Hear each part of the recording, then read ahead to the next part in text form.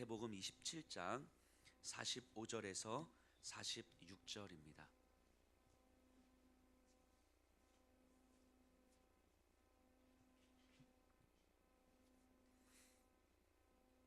우리 한 절씩, 아니 두 절이니까 다 같이 읽도록 하겠습니다. 시작.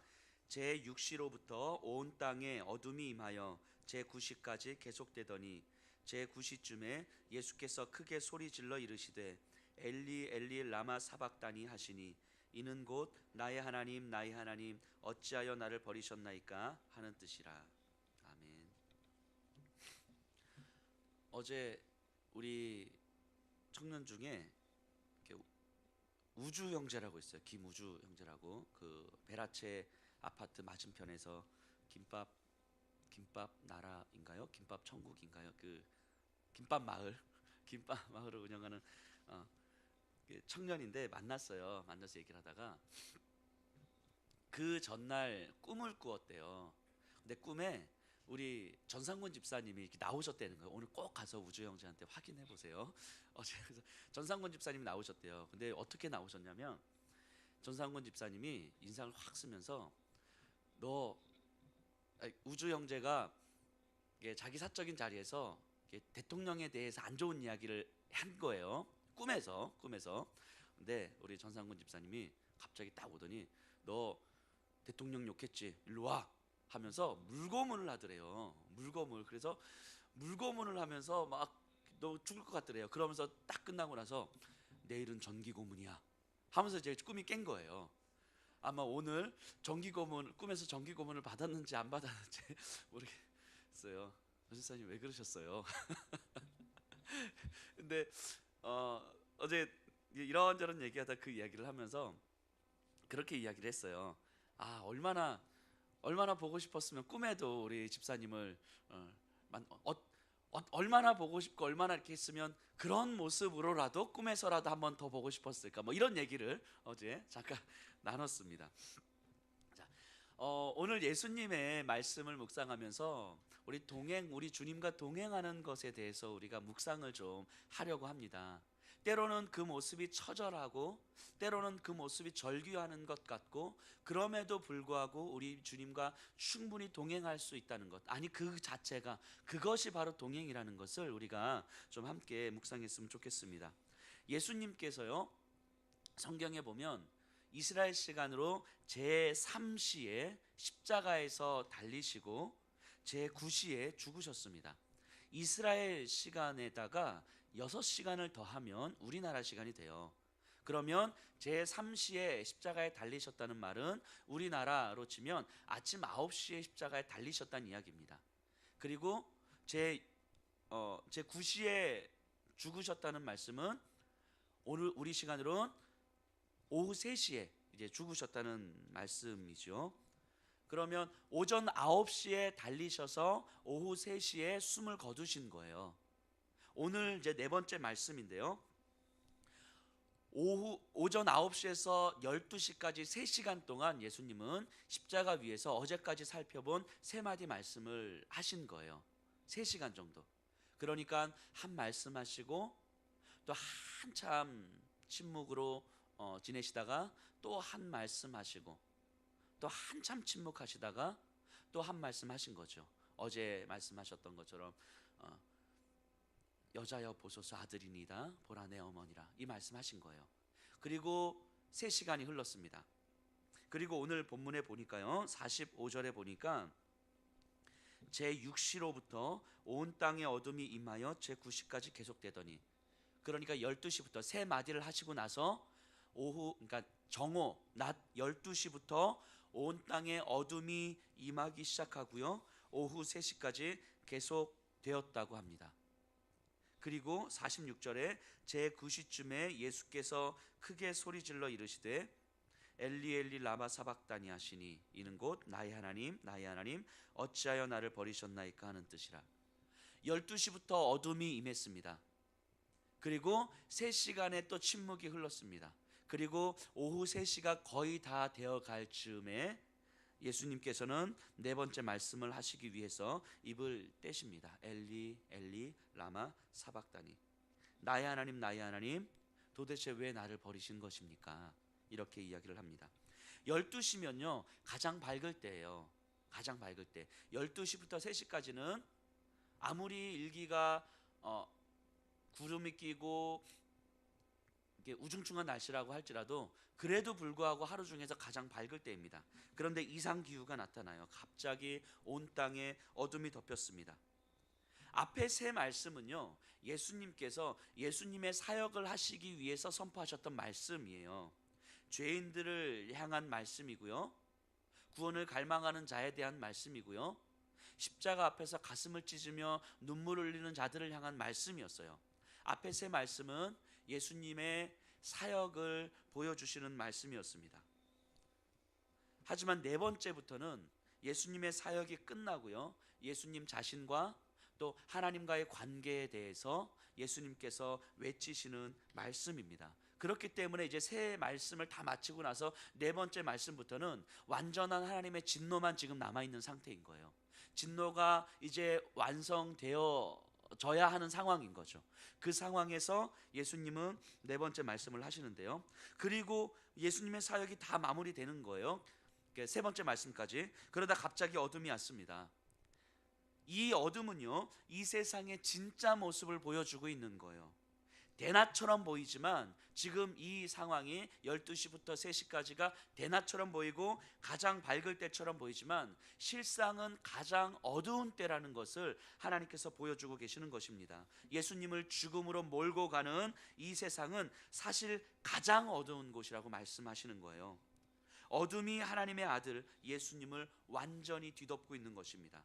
마치 예수님은 아무 힘이 없는 것처럼, 하나님의 아들도 정말 별거 아닌 것처럼 어둠은 하나님의 아들을 뒤덮고 있는 거예요. 그리고 그 어둠 한가운데서 하나님의 아들 메시아로 자청하는 예수님은 아무 힘도 쓰지 못하고 무기력하게 피 흘리면서 죽어가고 있는 거예요. 그게 이 세상입니다.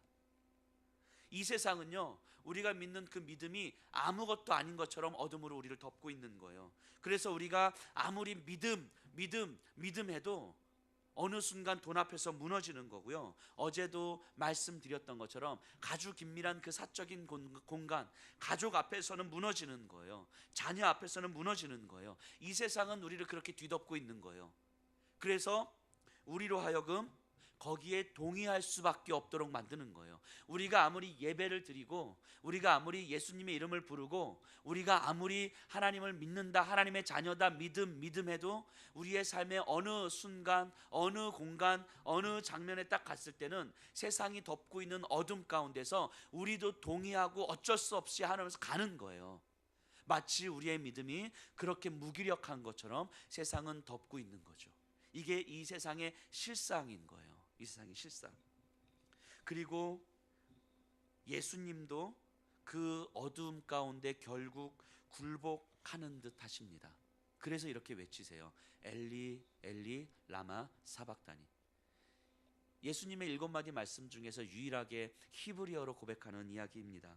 나의 하나님, 하나님, 도대체 나를 버리시는 이유가 무엇입니까?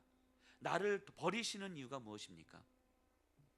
아버지와 풍성한 교제를 나누었던 제가 왜 이렇게 아버지로부터 버림을 받아야만 하는 것입니까? 지금 예수님도 그 어둠 가운데 묻혀서 하나님을 향하여서 절규하는 거예요. 왜 나를 버리신 거예요? 내가 이렇게 버림받아야만 하는 이유가 무엇입니까? 예수님은 극심한 육체적 고통 가운데 지금 거의 6시간을 매달려 있는 것입니다. 온몸에 물과 피가 다 빠져나가고, 그리고 극심한 두통과 온 몸을 찌르는 그 아픔들이 있습니다. 말 한마디 하기가 그렇게 어려울 만큼 힘겨운 상태였어요. 그런데 그 힘겨움과 비교할 수 없는 자기 자신에 대한 비참함을 외침으로 쏟아내고 있는 것입니다. 결국 본인이 정작 견디기 어려웠던 것은 이 육신의 고통, 아픔, 이것보다 아버지와의 관계가 끊어지는 거였어요. 아버지와의 관계가 끊어지는 것. 이 세상의 어둠에 내가 묻혀 있어야 될 존재가 아닌데 이 세상의 어둠에 묻혀서 내가 무기력한 것처럼 그냥 그렇게 죽어가야만 하는, 그래서 이 어둠 가운데서 하늘의 아버지 하나님을 바라볼 수 없고 아버지 하나님이 나를 향하여서 구원의 손길을 내밀 수 없을 것 같은, 그래서 아버지와 내가 이 세상의 어둠에 가로막혀서 더 이상 아버지와 풍성한 교제를 나누지 못하고 교통이 끊어졌고, 그래서 세상의 어둠 가운데 그냥 그렇게 무기력하게 죽어가야만 하는 자기 자신을 바라보는 것이 예수님은 가장 비참하고 가장 힘겨웠던 거죠. 그래서 마지막까지 참다가 이 외침을 하는 것입니다. 46절에 다시 보면요, 제9시쯤에 예수께서 크게 소리 질러 이르시되, 그 힘겨운 상황 가운데서 예수님은 온 힘을 다 쥐어짭니다. 크게 소리 질러 이르시되, 소리를 말 한마디 하는 것도 힘겨운 그 상황 속에서 모든 에너지를 다 집중하고 쥐어짜서 크게 소리를 지르시는 거예요. 크게 소리 질러 이르시되, 아버지 하나님, 내가 왜 이렇게 버림받아야 하는 것입니까? 라고 하나님 앞에 절규하듯 외치고 있습니다. 아담과 하와가 선악과를 따먹은 다음에요, 하나님의 반응이 있었습니다. 하나님은 분명히 이렇게 말씀하셨거든요. 너가 선악을 알게 하는 나무 열매를 먹으면 정령 죽으리라 말씀하셨어요. 정령 죽으리라. 따먹었습니다. 자, 하나님은요, 아담과 하와를 죽이지 않으셨어요. 살려두셨습니다. 하지만 정작 죽이신 건 무엇이냐면, 하나님은 에덴 동산 안에서 아담과 하와와 풍성한 교제를 나누고 이 모든 것들이 다 하나님의 것이기에 아담과 하와는 하나님의 것을 풍성하게 누릴 수 있는 존재로 만들어 주셨는데, 그것을 끊어내신 거죠. 영적 교제, 영적 생명을 완전히 죽여버리신 거죠. 그렇기 때문에 하나님은 아담에게 네가 선악을 알게 하는 나무를 먹으면 정령 죽으리라는 말씀을 육체적 생명이 아니라 영적 생명 가운데 즉각적으로 행하신 거예요. 그래서 아담과 하와는 하나님과의 영적인 교제가 끊어지고 하나님으로부터 공급되는 풍성함을 누리던 삶에서 이제는 유한한 인간의 자원을 끊임없이 캐내고 뺏기는 관계 속에서 살아야만 하는 그 비참함을 살아냅니다. 그래서 더 많이 가진 자가 되기 위해서 생명 걸고 살게 되거나 아니면 열등감에 휩싸여서 살거나, 그렇게 살게 되는 것이 인류의 역사, 아담 이후의 인류의 역사 아니었겠습니까? 모든 것이 다 하나님의 것이었고 그렇게 모든 것이 다 내가 누릴 수 있는 것들이었는데, 누릴 수 있는 그 모든 것들을 다 잃어버린 거예요. 그래서 비참함의 삶을 우리는 계속 살아가게 되는 거죠. 창세기 6장 3절에 보면요, 하나님을 잃어버린 이 시대에 하나님께서 바라보시는 죄악이 이 시대에 관영하고 있는 모습을 바라보면서 하나님 이렇게 말씀하십니다. 하나님께서 이르시되 나의 영이 영원히 사람과 함께하지 아니하리니, 나의 영이 영원히 사람과 함께하지 아니하리니. 하나님께서 허락하신 사사 삼손이요, 하나님의 말씀을 잃어버리고 자신의 욕망을 따라서 살아갔을 때에 어느 순간 성경은 이렇게 표현합니다. 하나님의 영이 이미 그를 떠나신지라. 하나님의 영이 이미 그를 떠나셨으나 그가 알지 못한지라. 하나님께서 사람에게 주실 수 있는 가장 큰 비참함과 가장 큰 저주가 하나님의 영이 그로부터 떠났다라고 하는 것을 성경은 곳곳에서 이야기하고 있습니다. 하나님께서 그냥 내버려 두시는 삶, 하나님을 누리지 못하는 삶이 얼마나 저주스러운 삶인지 성경을 통해서 하나님은 계속해서 보여주고 있습니다. 그럼에도 불구하고 더 큰 문제는 뭐냐면, 하나님께서 우리를 그냥 내버려 두고 계시고 하나님의 것을 누리지 못하고 비참한 삶을 살아가고 있음에도 불구하고 그것이 비참함인지조차 모른 채 살아가는 삶이 가장 큰 문제라고 하는 거예요. 그 비참함, 죄가 죄인지 모른 채 살아가는 사람들, 하나님을 모르는 것이 전혀 문제가 되지 않는 사람들, 그것이 하나님을 떠난 죄가, 하나님과의 관계에서 죄가 가려진 인간의 모습입니다. 그런데 오늘 본문에서 보면요, 그것이 정말 문제라는 것을 예수님이 보여주고 있는 거예요. 지금의 칠흑 같은 어둠 속에서 죽어갈 수밖에 없는 존재가 바로 죄에 가려진 존재라고 하는 것을 예수님은 십자가 위에서 12시부터 3시까지 온 땅에 어둠이 뒤덮여진 그 상황 속에서 보여주고 있는 거예요. 그래서 이 칠흑 같은 어둠 속에서 나의 하나님, 왜 내가 이렇게 버림을 받아야만 하는 것입니까? 라고 외치면서 그 비참함의 죽음을 지금 내가 경험하고 있는 것이라고, 그리고 이 비참함의 죽음이, 그리고 이 처절한 외침이 왜 내가 하나님 버림을 받아야 하는 것입니까? 라고 하는 이 처절한 외침이 바로 너의 외침이어야 되는 것이라고 예수님은 지금 말씀하고 있는 거예요. 지금 이 어둠 가운데서의 죽음이 지금 너의 죽음이라는 것을 우리에게 시각적으로 보여주는 것이고, 이 처절한 외침이 바로 너의 외침이어야 된다는 것을 예수님께서는 보여주고 계십니다. 그렇기 때문에 결국 하나님은요, 자신의 아들을 버리신 게 아니에요. 자신의 아들 예수를 버리신 것이 아니라 그 예수의 어깨에 짊어진 죄를 버리시는 거예요. 어깨에 짊어진 죄를 버리시는 거예요. 죄 덩어리인 우리를 버리시는 거예요. 그래서 이 하나님은 당신의 아들을 버리시지 않으시고 당신의 아들이 어깨에 짊어진 그 죄덩어리들을 저주 가운데, 어둠 가운데 내버려 두시는 거예요. 그렇기 때문에 예수님께서 십자가 위에서 왜 나를 버리셨습니까? 라고 하는 그 절규하는 그 외침을 들으면서 내가 하나님으로부터 버림받았다고 하는 것을 우리가 봐야 되는 거예요. 죄덩어리인 내가 하나님으로부터 버림받은 존재라는 것을 우리가 알아야 되는 거예요. 하나님은 그 죄를 이만큼도 조금도 용납하는 분이 아니라는 것을, 죄덩어리인 나를 결코 그냥 놔두실 수 없었다라는 것을 우리가 봐야 되는 거예요. 그리고 나서 정신 차리고 보니까 내가 버림받았는데 나와 함께 예수님이 버림받고 있음을 보게 되는 거예요. 예수님이 나와 함께 나와 같은 모습으로, 잿덩어리와 같은 모습으로 버림받고 있는 모습이 보여지는 거예요.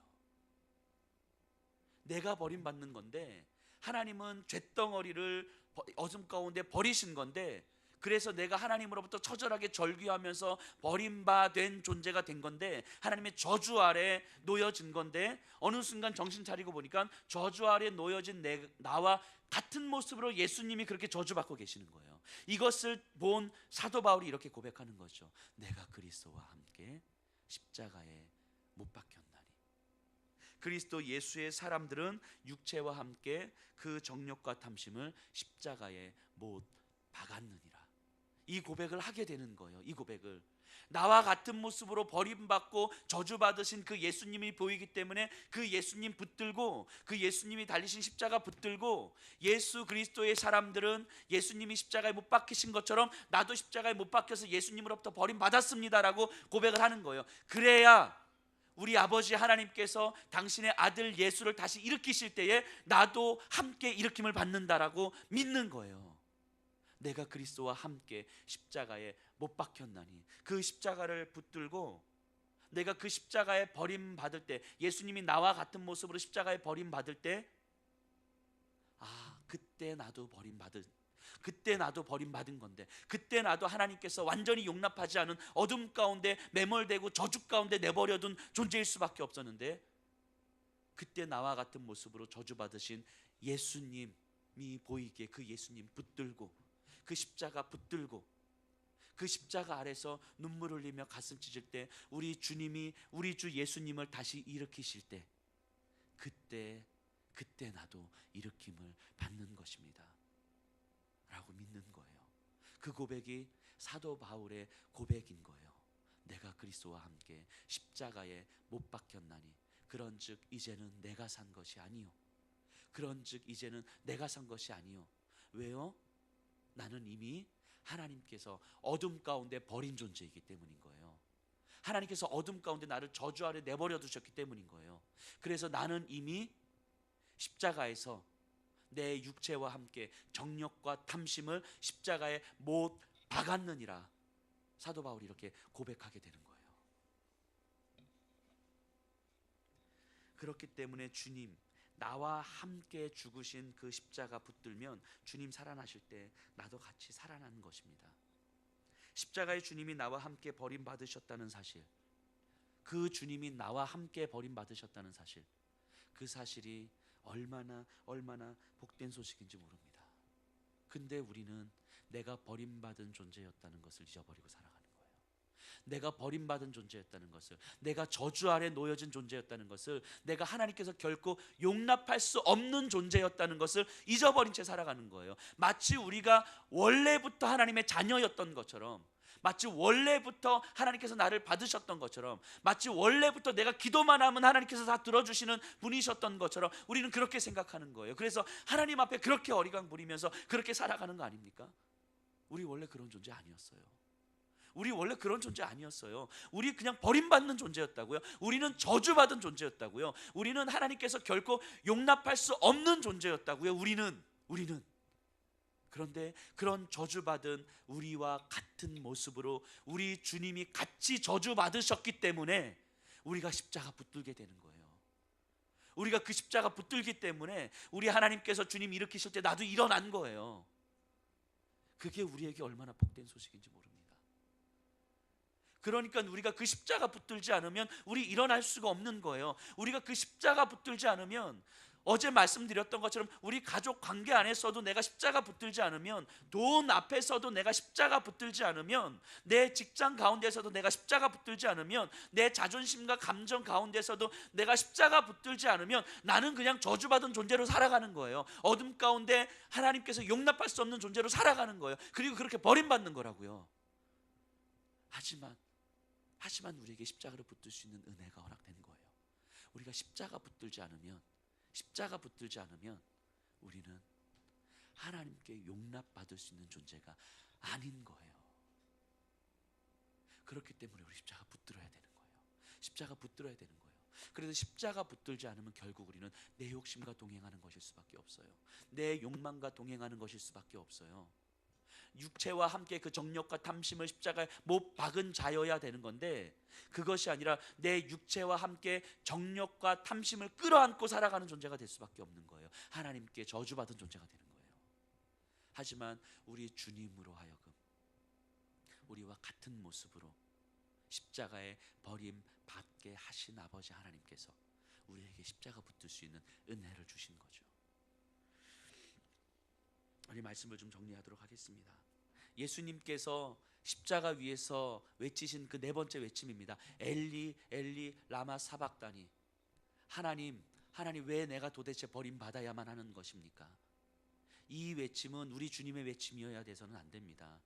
우리의 외침이어야 되는 거예요. 우리의 외침이었어요. 하지만 그것을 우리의 외침이 아니어도 된다고 우리 주님이 십자가 위에서 말씀하시는 거라고요.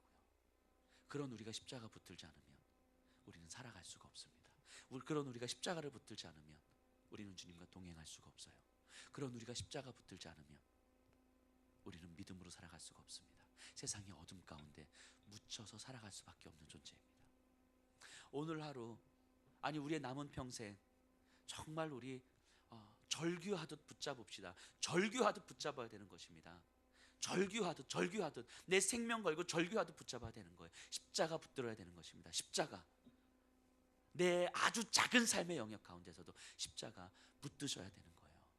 그때 에덴 동산에서 아담이 누리셨던 모든 것을 하나님의 것이지만 모든 것이 나의 것인 것처럼 누렸던 그 아담의 풍성함, 아니 그것과 비교할 수 없는 더 큰 풍성함을 우리가 누리게 되는 것입니다. 십자가를 붙들 때 가능한 하나님의 것을 누릴 수 있는 그 풍성한 삶이 우리의 삶이 되기를 간절하게 소원합니다.